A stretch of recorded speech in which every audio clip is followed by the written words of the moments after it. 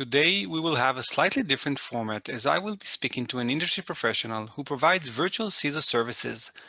Some might call it a vCISO, while others might call it CISO as a service.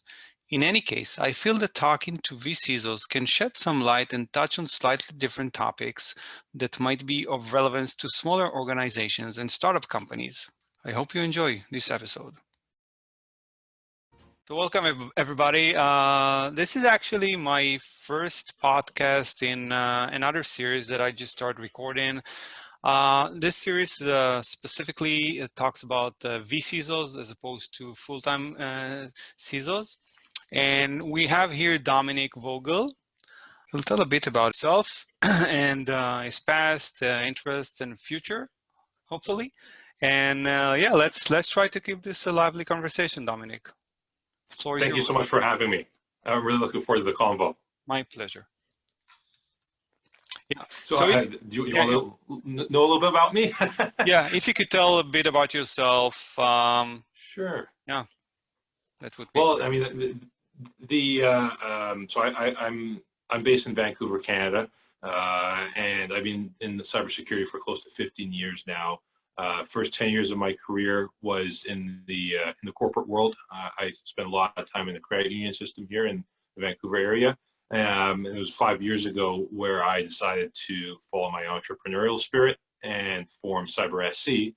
And that's my advisory firm, which we've been developing over the past 5 years. And to your point there, Ben, about the vCISO space, we provide vCISO services and cyber risk leadership to small and mid-sized organizations right across North America. And that's my current role there as chief strategist. I like to joke in which I say, I don't really do a lot of the hands-on security work too much now with my clients. That's most of my team that does that. I spend a lot of time focusing on brand building and relationship building and appearing on awesome podcasts like this one. Yeah, I can definitely relate to that. I founded my company 11 years ago. And you know what? I do have one off-script question here, just off the top of my head. What would you say? I mean, looking back like 5 years ago, would you say that was a wise decision to go entrepreneurial, or would you prefer? I mean, yeah, answer that, and I have another question. Yes, unequivocally, yes. On multiple fronts. I've learned more about myself, and I've evolved more as a person, both professionally and personally, as an entrepreneur. I mean, I was very much myopic thinking, introvert person in my corporate reign, and I never thought I'd be someone who would be appearing on podcasts or doing public presentations, or someone who's been, like I said, spent a lot of his day building relationships. So I've grown, like I said, personally, professionally, financially. I wouldn't have this rubber pig now if it wasn't for going out on my own. So it's something which I'm glad that I did. I would say I would wish I had done it sooner. I think I needed to have that corporate reign behind me so I could really better serve my customers and my clients and know sort of what I wanted to do and who I wanted to serve. So that was certainly a very necessary piece. But yeah, no, I wouldn't have changed the journey for anything. Yeah, and I was asked a few months ago by a colleague of mine. He's actually a CISO, a full-time CISO. He asked me if I could even consider going back to being like an employee for a certain company. And I told him, no way in hell. I can't even imagine. I can't even imagine that right now. No, and it's funny that you say that. No, I'm broken, shall we put it that way. I can't go back to corporate. I really don't think that there is an amount of money in which I would go back just because I have that flexibility. If I want to stop working for the day and play outside with my kids, I'll do that. I have no one to report to other than myself, So that's something that there's no amount of money that can make up for that. Yeah, I totally agree with that sentiment. So let me ask you a couple of icebreaker questions here. So what's your marital status? I know you mentioned you have a kid. I'm happily married. We've been We have, to my wife, Chrissy, we have two amazing kids. I have a 2-year-old son, James, and a 10-year-old daughter, Audrina. And yeah, being a father and husband is that's my why. Everything revolves around them, and all the decisions I make are for our personal betterment. And yeah, no, there's nothing better than being married and having kids. Yeah, and that leads me to my follow-up question. What's your favorite drink? Because you have 2 kids, so I'm assuming you need to have some alcohol stored. Well, well, believe it or not, I'm someone who just drinks a lot of tea. I love having a nice cup of tea, several cups of tea during the day. I'm actually quite proud of the huge assortment of tea that I have. At last count, I think I have probably 14 or 15 different options. But I'm a tea drinker. I haven't had alcohol in a long time. Really? Wow, that's interesting and refreshing. Do you think the reason for that is that Canada is still, well, I might be mistaken here, but is it still under the Commonwealth system of the UK? No, I wouldn't say that has anything to do with it. I mean, if anyone drinks, it's Canadians. I'm quite certain a Canadian could outdrink an American any day of the week, but it's more of I'd say a personal lifestyle choice. I've noticed that I am healthier, feel better than when I don't have alcohol running in my body. Just having water and tea and in my body, and eating a healthy diet, exercising, especially as I get older and I have kids. There's no point in me being not able to function. So I'm a believer in eating and drinking right. Okay. Yeah, as I said, that's refreshing. So let's dive right in. What's the one thing you wish you'd known when you began your career?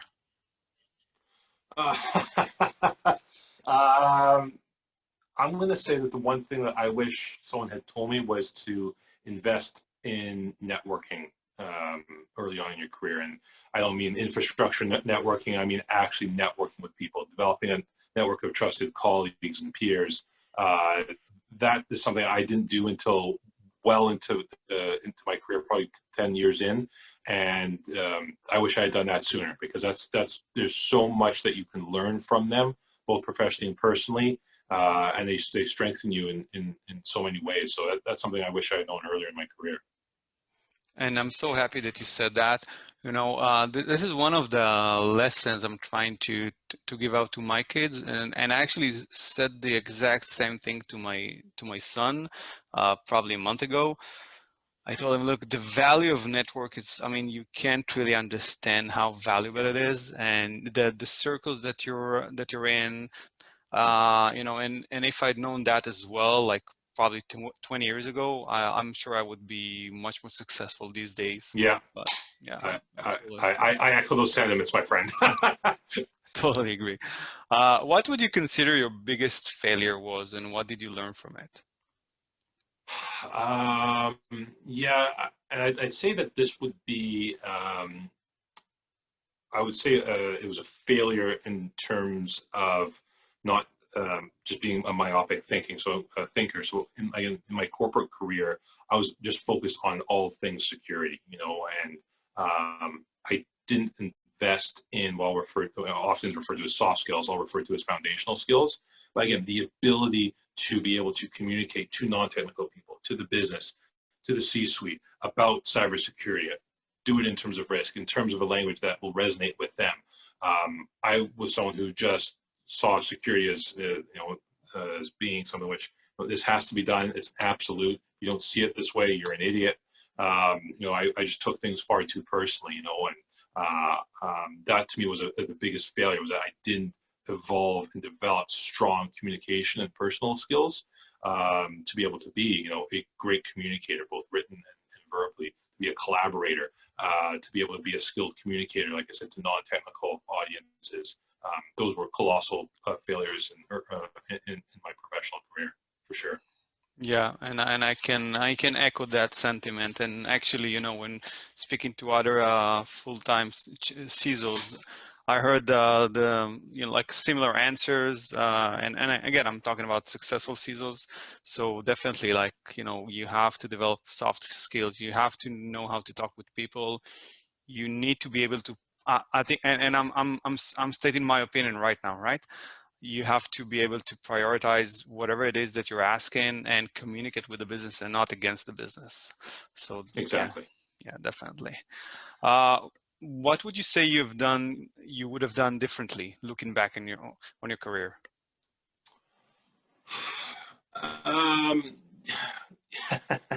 Yeah, I'll extend that previous point as well. I wish that I had thought bigger picture and tried, at least earlier on, to be someone who was not just trying to push a security agenda, but to be someone who was to be more seen as an asset and as an enabler of the business, not the, oh crap, it's the security team again. If I could go back and change that mindset and say, you have to be more of a collaborator. You have to be more open-minded. You have to be someone who's able to lead with empathy and be able to understand where the business is coming from and not to just take things so personally. Those are all things which, like I said, if I could go back in time and change them, I certainly would, because I feel that would have allowed me to have accelerated my career in a much more positive growth pattern. And I feel like who knows, I may have even stayed in the corporate world in that regard. So it's like I said, that's something which I do have with some trepidation of regret. Yeah, and I can say that personally, I wish I had a time machine as well. Probably went back and tell my younger self a lot of similar things, and well, it would come in handy. Yes, the gift of time just travel. having a time machine. Yeah, and definitely, if I go back, I'll tell my old self to be very wary about 2020. Maybe just go to a remote island at the beginning of the year and just stay there. Yes, that and invest in Apple and Amazon stock early on. Yeah, of course, Apple, Amazon, and probably Microsoft, yes. and even Facebook. Although I don't really believe in that company, I don't think it provides a real value. But you can't really argue with their the stock price. Exactly. But definitely, what would you say the best resources that have helped you along the way were? Like in terms of anything from colleagues, network, Google even. And I know, and this is some of which, again, where I'm in my career now, like I really value being a mentor, to those who are just starting their career, and I still have professional mentors as well, and that to me, especially in my first few years, there was a few people who were just absolutely incredible in mentoring me, and one of which knew nothing about cybersecurity, which is more of the here's how you succeed in the business world kind of thing. And I think it's so important for people to just not rely on themselves or to not just Google things, but remember that there are people who have done what you want to do. There are people who have reached great accomplishments, and again, you don't have to mirror them exactly, but you'd be foolish not to at least get more data points, and by seeking their knowledge and seeking their friendship and mentorship. So I wouldn't be where I am without the amazing mentors I've had along the way. Yeah, great answer, and I can sum it up in like one word: people, right? Yeah, totally. And that actually brings me to my next question. I usually ask my interviewees if they had like 3 specific individuals that have been most influential to them. Can you name like specific 3 people? Yeah, I definitely could. Definitely could. I mean, probably in this order. I mean, the first one would be my dad. My dad was he's retired now, but he was a longtime high school teacher in physics and computer science, and I'm not who I am without his upbringing, and having me sort of be someone who likes questioning everything and being a lifelong learner, and you have to be someone who's able to learn and unlearn and learn again, especially in a field like cybersecurity. So first and foremost him. The next one would be my first manager. I remember when I was fresh out of university and trying to find a job in cybersecurity. It was very hard. No one was hiring. No one was willing to I mean, cybersecurity jobs as a whole were much rarer back then as well. And I remember he said to me, he'd say, you know what, you're not the most qualified person for this job, but you were by far and away the most passionate person. And he said, there's something about you that I want to take a chance on. And if he hadn't hired me, and who knows, if I had to wait more months before getting a job, I may have taken another opportunity and maybe have done something else in IT or in a totally other different field. My timeline doesn't unfold the way it unfolded without him and without him taking a chance on me. So that's another person who's had an incredible influence on how my life has panned out. The third person, in particular, I would say this is in the past few years, has been my wife. You know, she was, I'm the only person who's bringing in income for the family, and at the time when I was thinking of leaving corporate, and it was a difficult decision because I didn't want to put our family at undue risk, and she supported me and has always supported me along the way. So without that support, I may have not have made that jump. So those are the three I'd say that have had the most impactful impact on my career and life as well. Yeah, interesting.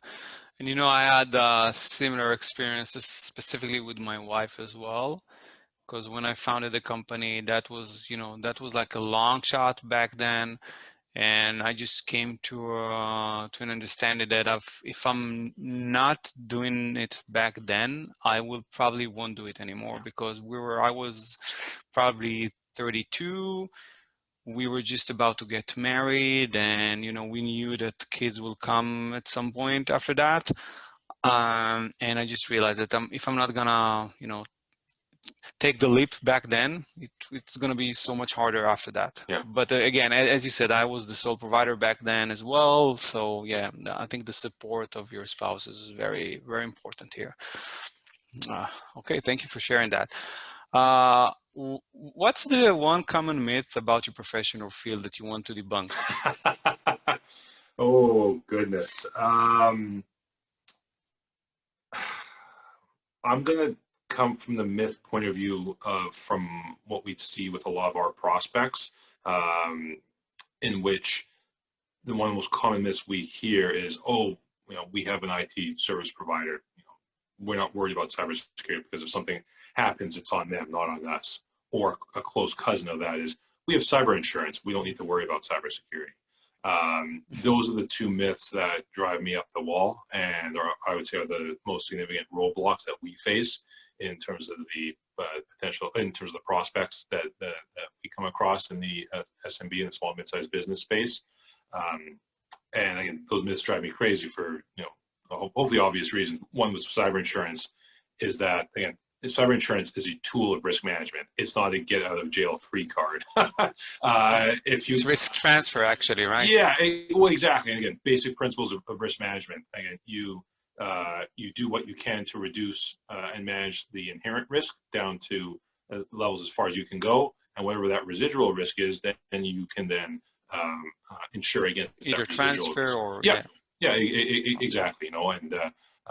And in the case of IT service providers, you don't, as a CEO or business owner, you don't wash your hands of cyber risk. Yes, the operational aspects of cybersecurity may be outsourced, but unless you're doing the right due diligence and providing the right governance and structure, if there's a data breach, your clients, your customers, your shareholders, they're not going to come after your IT service provider. They're coming after you. So that's like I said, is probably the most common probably myths that I come up against on a daily basis. But do you even try to rebuttal those common myths, or do you want, or do you just give up and decide not to work with those specific depends. It honestly depends. It's very contextual on the person we're talking with.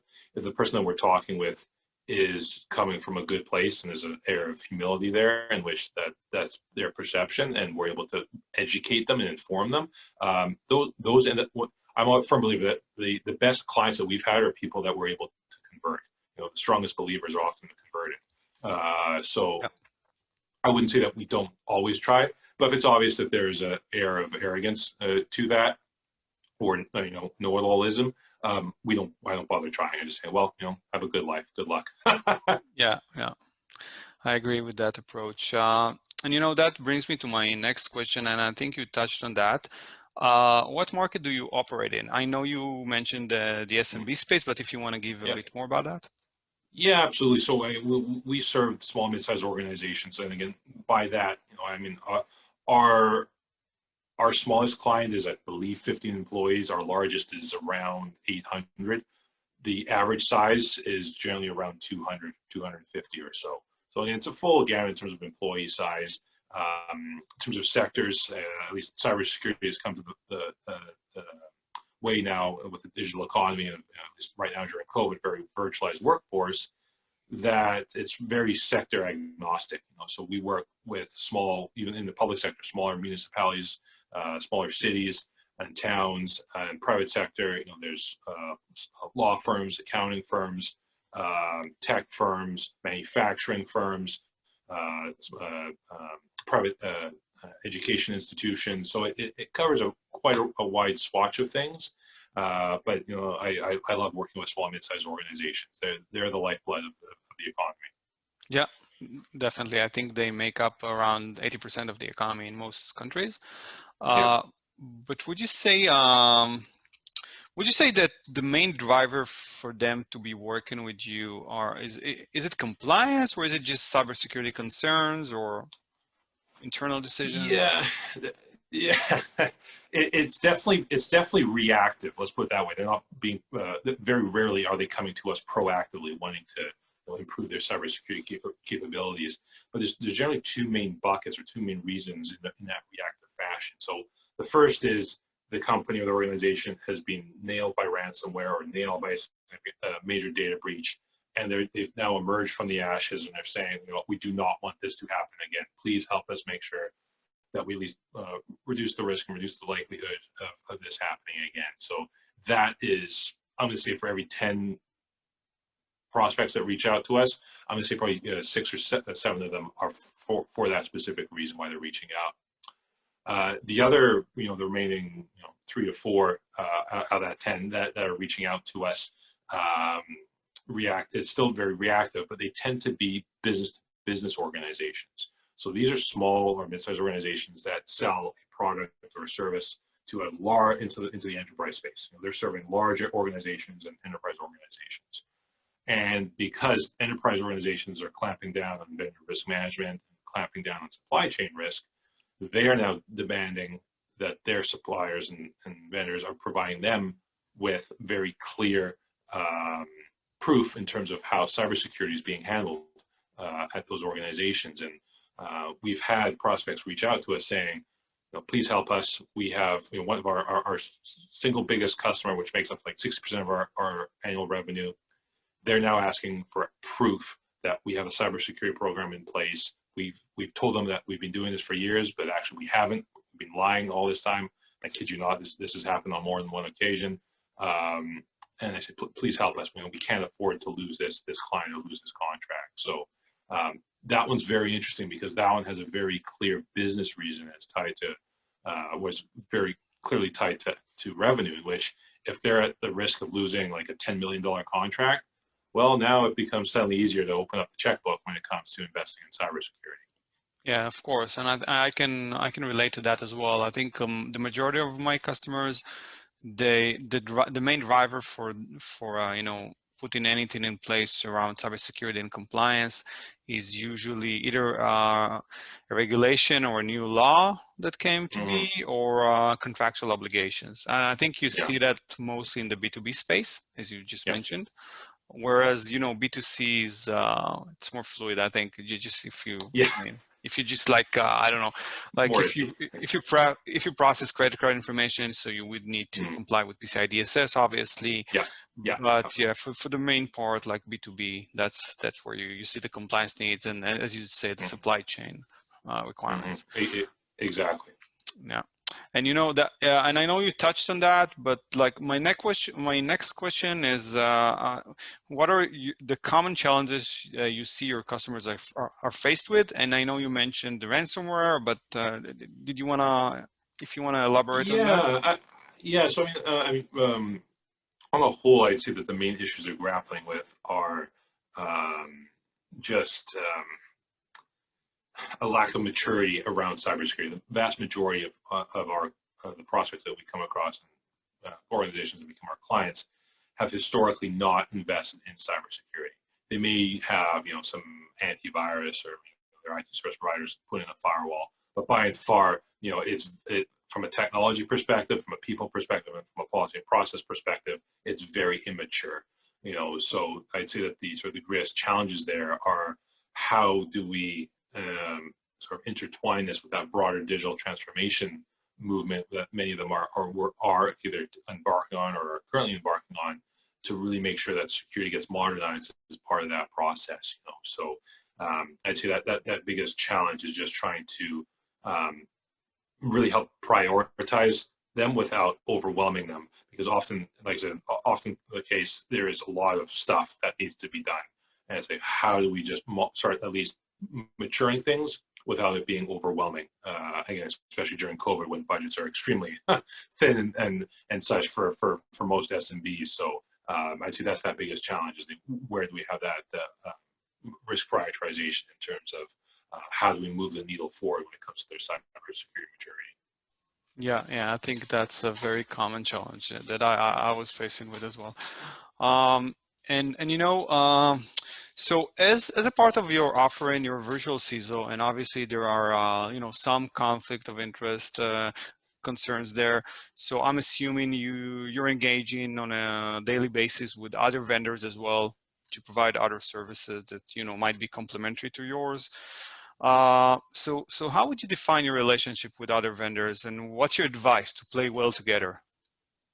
Yeah, that's a really good question there. And again, the way we've structured our organization, our services, is that we don't have we're not a middleman in any introduction. So if we see a need where application security is needed, as an example, we have a strategic partner where we would make that introduction to our clients, and then they would be able to run with that.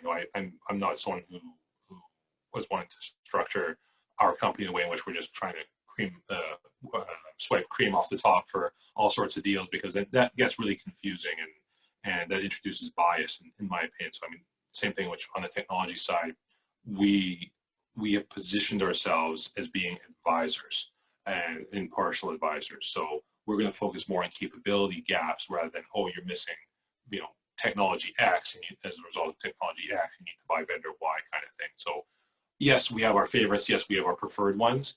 But as part of our process, we're just going to bring in multiple vendors to at least have to go through a due diligence process. So as part of that playing nice with everyone, it's again having that level of fairness and being able to make sure that we just have really good relationships with the different vendors that we commonly see a need to introduce our clients to, and in terms of, like I said, in terms of how we've developed strategic relationships as well. So whether that be with privacy professionals, people who focus on vulnerability assessments, penetration testing, application security, digital forensics, all things which we see quite frequently for our clients. And then we make those, like I said, we bring in our strategic partners to help in that regard. But that's, like I said, I think taking more of a strategic partnership lens, and like I said, taking a relational approach to business, not a transactional approach. Like I said, I think that goes a long way again to serving clients, serving our strategic partners, and serving ourselves as well. It's what I refer to as a triple win. Yeah. And I think we've had this conversation in the past, but a lot of vendors, they pretty much see everybody as a threat, right? Yes. And I'm a big believer in, forming alliances and strategic partnerships. In my experience, that was Exactly. the majority of, the majority of the growth that we've seen were almost always through partnerships and alliances. Exactly. Yeah, Exactly. I'm a firm believer of collaboration over competition. exactly. Yeah, Yeah. I'm with you on that. So let's move on to a couple of interesting, a little bit challenging questions. What would you say your biggest challenge when you start to work with a new customer? I would say expectation setting, and again, this is definitely contextual because there are some people who say, oh, now that we have your services, we'll never get breached, or, now we'll never get hacked, that kind of thing. It's like, well, that's not how it works. It's this is a lesson I learned very early on in the entrepreneurial side here was that one of my, I'm going to say it was my third or fourth client, they assumed that since they went with our service that they would never experience a security incident, and they ended up having a insider threat, which led to a data exposure. And I remember speaking with the client, and he was not happy. He said this wasn't supposed to happen. He said, I thought we hired you so this would never happen. I said, well, that's not the case. There's no such thing as absolute security. And that was something like I said, a lesson I learned very early on is that there are people who think that there is achieving absolute 100% security is a thing. And as you and I both know, that's not possible. We can reduce the risk, we can reduce the impact, we can reduce the likelihood, and when things happen, we're able to respond very quickly. But that's what we can focus on. But you can't live in the world of 100% security. So that's, like I said, managing those expectations early on. That's still quite a challenge for us because there are people, like I said, who are stuck in that mindset. Yeah, and they might even not know if they got breached before you came into play, right? Because they didn't have the processes and systems in place. Good point. So, yeah. Yeah. And I know you've touched about my next question as well. It goes back to your relationship with other vendors. What would you say the biggest challenge is for you when you start working with a new vendor that you haven't worked with in the past? I'd say the biggest challenge, and I'll go back to that sort of relational versus transactional approach. I'm someone who believes in developing relationships, and when we meet new vendors, they'll say, well, if you get us placed with your client, we'll send you 25% or 20% of the deal. I was like, well, I don't really want that. 20% of the deal is irrelevant to me. I would rather take a relational approach where we can help each other win in the long run. And if we see the right opportunity where we can introduce you, we'll absolutely do so. And I would ask that they do the same. If they see an opportunity with one of their clients where they can introduce us in terms of providing vCISO services, that's worth far, far more to me than just getting 20% of some one-time deal. So that to me is the whole sort of relational versus transactional mindset. If you're just focused on dollars and cents, you're a transactional person, and I don't like dealing with those types of vendors. But if they're interested in developing a relationship, a collaborative relationship, one built on respect and collaboration, then the sky's the limit with those types of relationships. Yeah, I tend to agree with that. Great answer. What would you say is the biggest difference between your role or the professionals in your team role to a full-time CISO? Yeah, good question. I'd say that the difference as well is that when you're outside of the organization, you're not able to direct change as easily as if you're inside there. So often, again, this comes down to the structure. As long as we position it where we're not a sitting duck, but we're a true advisor to the ultimate, what I refer to as the ultimate decision maker or decision makers. So rather than working directly with the IT manager, who is often powerless in the average small business organization, we are interfacing directly with the CEO, the business owner, the CEO, someone who ultimately calls the shots. And when we're advising them, we know that what needs to be done will get done. So I'd say being on the outside, especially now that much of what we do is truly virtual, that adds an extra layer of complexity as well. So I'd say that's the biggest challenge, is not being sort of always knowing what's happening on the inside. Yeah, and just to continue that thread, so how would you deal with that? I mean, with those specific challenges, like, did you have what, like weekly meetings? Do you have? I'm sure you have something in place to tackle that, right? Yeah, and again, it depends. And you're absolutely right. We structure frequent touch points, or what we refer to as leadership updates with the key decision makers. And that frequency does vary depending on the client. It's at least quarterly, but in many cases it's weekly or every other week. Like I said, it's just situationally does depend. But you're absolutely right in that having that clear communication channel with the key decision makers, that allows us to get done what we need to get done. I know early on we were focused more on dealing with IT people, the IT manager, and the thing was we would just get stuck with and nothing would get accomplished. It was only probably in the past 18 months to 24 months where we realized our key buyer wasn't the IT person. Our key buyer, our key target was the business owner, the CEO, the COO. As a result, like I said, we've seen tremendous customer success by changing who our target buyer was. Mm-hmm. And did you have like any instances where a customer was so happy that he wanted to actually hire your employee as a full-time employee?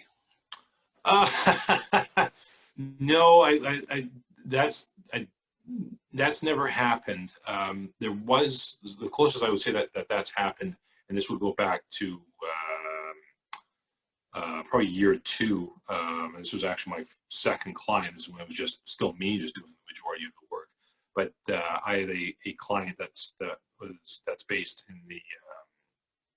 in Northern California, and they were a completely virtual organization, a SaaS company. And when I joined them for my vCISO service, I think they were a 40-person company. And over the course of 2 years, they grew to being almost 500 people.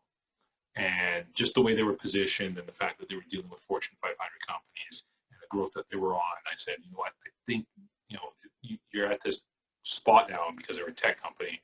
So, I think you need to have someone in-house. My sort of rule of thumb is if you require more than 40 hours a month of service, you should be looking at having someone in-house. That's, again, fast, and it's not really a set in science that, but we've seen that when our clients are between 40 to 60, that they need to have someone in-house that's capable of leading it. It no longer makes sense to have it on a fractional perspective. So I remember telling my client, I said, we should plan for hiring my replacement. And he said, wow, he said, we've never actually had a consultant who says you no longer need me anymore. So that was a fun time where I ended up going through that process and ended up helping them hire their first InfoSec director. And that was a very, very cool process to be a part of. That's interesting. My rule of thumb usually is if my customers need someone for more than 2 full days a week, this is when we come back to them and tell them, look, we think you need a full-time employee right now. And we actually onboarded a lot of CISOs, for the past 11 years, like when we, assumed that role like as a part-time consultant, and then, we put we put one of our consultants to serve under that role for a while, but then as the operations grew, this is when we came back to them and told them, look, you need to hire someone, and we even facilitated that process as well, and even in some cases, onboarded them and even provided some training as well. So yeah, but that's interesting that you say 40 hours, because according to my calculation, we're probably 2 hours, 2 days a week, probably anywhere between 70 to 80 hours a month. So that's my rule of thumb, but okay, interesting. So if I were to talk to your customers, what do you think they would say they like most about you, or they like most about working with you and your company? I would say that it's the pragmatic side, you know, and I'm someone who's a firm believer in pragmatic security, not theoretical security. And there's no shortage of security practitioners who say, "Oh, you must do this because the framework says so." And many security practitioners don't really appreciate or understand the restrictions of operating in a business landscape. Many of them will make recommendations which theoretically are correct, but like I said, lack the pragmatism based on a lot of other contextual business factors. And that's the thing which I know our clients love about us, is that we always say when we start our process, we learn about the business first. We don't just start talking about security. We learn about the business, what the key business processes, what makes an organization tick, how does the organization make money. Understanding that, because I'm a firm believer that if we do what we do right, we help the organization continue be able to grow. So it to me, I know that they would appreciate the fact that we're not like a lot of these stereotypical security practitioners out there, where we're fun, we're engaging, and above all, we're pragmatic. Yeah. And would you say that you were the driver of that approach, you know, being an entrepreneur yourself, that you understood the value? Yeah, I mean, a lot of these values are values which I have come to take to heart just over the course of my career. What I've seen work, not work, in the security space. You know, I at least in that particular example about pragmatic security, I can remember back to my corporate days where we would bring in a consultant and they would rattle off this massive report and say, okay, well, here's all the things you guys aren't doing. And again, theoretically, I couldn't disagree with them. But in practice, it's like, well, if you knew a lot of the other restrictions that we had to deal with, I think you'd be able to help us prioritize in terms of what we should actually focus on. And there's, like I said, that there's no shortage of consultants that will tell you what's wrong, but there's very few consultants that will sit down and help you actually prioritize based on your business context or organizational context to figure out, you know, if you can only tackle 2 things this year, here's the 2 that you should absolutely tackle when it comes to cybersecurity. Yeah. Great answer. Thank you. Who would you say is your ideal customer? And I'm not asking like about a specific customer, but more of it like what's the type of customer that if I could, like, you know, send 100 of those your way, you would be happy? Well, if you could, I would be thrilled, by the way. But I'd say to me, the ideal customer are those that are understanding that they're on a journey. You know, that this is cybersecurity is not like upgrading to the latest version of Windows or upgrading to Office 365. Right? This is something which gets ingrained in the DNA of the organization. Those that understand that this is all about incremental gains and continuous improvement over the long run. Those to me, when I look at sort of the clients that I say these are our favorite clients, those clients are always incredibly humble. They have incredible humility. They know that they can do better, and that they're not always fighting our recommendations or fighting us tooth and nail. They're the ones that truly embrace us as trusted advisors, and that we work collaboratively in terms of making sure that we find the optimum solution from a people, process, and technology perspective every time. So those are my favorite clients. Those that almost view this, like I said, as a partnership. Yeah, and you know, I actually have a relatively new company that's accredited under ANAB to provide ISO 27001 certifications. And what, you're talking, and I'm hearing the ISO 27001, like the continuous improvement, and the need to be able to build an ISMS, which is basically a system that's comprised out of processes and procedures, and need to keep improving. So it's like yeah, it's very, I mean, if we could only explain the ISO 27001 in a human-friendly manner, because what you're saying, I mean, what you're doing right now, you're creating programs like information security programs. That's why they put the ISO 27001 in place to begin with, right? Yes. But yeah, I think the issue there is that they use all kinds of specific jargon that it's so hard to explain. Yeah, for sure. Great. So what would you, and I think you've answered that question. This is just another angle, and just feel free to skip it. What qualities you don't like in a customer? Yeah, and I can sum this up pretty easily. I have a firm no jerks policy. I left corporate so I could choose who I work with and who I get to choose as clients. I mean, early on as I was growing the organization, I wasn't picky, but last year for the first time we actually fired a client. I was liberating so much. I enjoyed that immensely, and now we're at a spot where we can pick and choose. And as much as a prospect may be interviewing us, equally so we are interviewing them. And if we feel that it's not going to be the right fit, the right relationship, I send them elsewhere. And like I said, for me, those that where it's obvious where they are standoffish, that they're looking for someone to blame in the event of a security incident, and the thing is that if they're jerks, then we just kick them to the curb. Not interested. Yeah, we've created a blacklist of customers as well. It's not that long, I have to say, but I think there are 2 customers no, more than that, probably 5, around 5 to 6, maybe 7 customers that we're not willing to work with again in the future. So I can relate to that. I'll make sure to share my blacklist. You share yours, and we'll make sure that we stay clear of them. Yeah, definitely. So, and I know you have your own podcast, and maybe like other venues. So, if our listeners that want to connect with you online, listen to what you have to say, where should they go? Absolutely. Well, I spend a ton of time on LinkedIn, so please, and we put out what I think is great daily content about cybersecurity and on a daily basis. So you can follow me on LinkedIn. So Dominic Vogel, I'm the only one there. You can follow us on any of our social media. So the Cyber SC social media pages. So on LinkedIn, Facebook, Instagram. I think those are the main ones that we're on.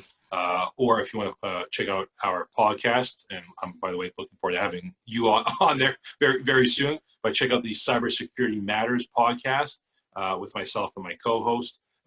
We have, I think we're 53 episodes that we've done, talking with all sorts of awesome security people, and as well as other cool influencers that have nothing to do with cybersecurity. But please feel free to check out the content. But any of your viewers or listeners want to reach out, I always love it when people reach out even just to say hey. Great stuff.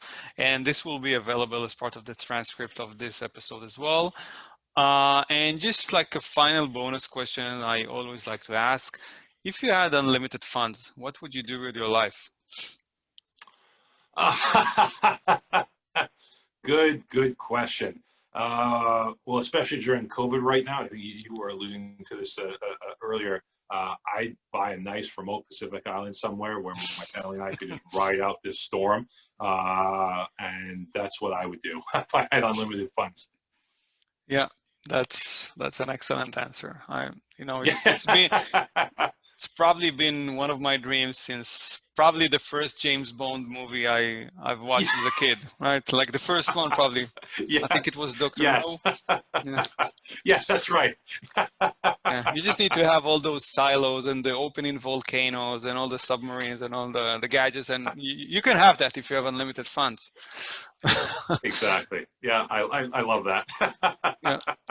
One day maybe we'll be neighbors on Pacific Islands. Yeah.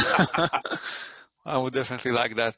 So thank you so much for taking the time to join my podcast, Dominic. It has been a pleasure talking with you again. Looking forward to coming on to your podcast, and when I hit like a significant number in this. I'm not sure if this is going to be a limited series of interviewing vCISOs or not, but as I accumulate more and more episodes, I'll be more than happy to have you here again. Maybe we could learn some more stuff. I could come up with some new questions, and you could provide some new insights as well. So thank you so much. Thank you so much. Absolutely. Thank you again. Yeah. Thank you for joining us for another episode of CISOs Insiders. Hope you enjoyed today's episode. For more professional content, please check us out on social media.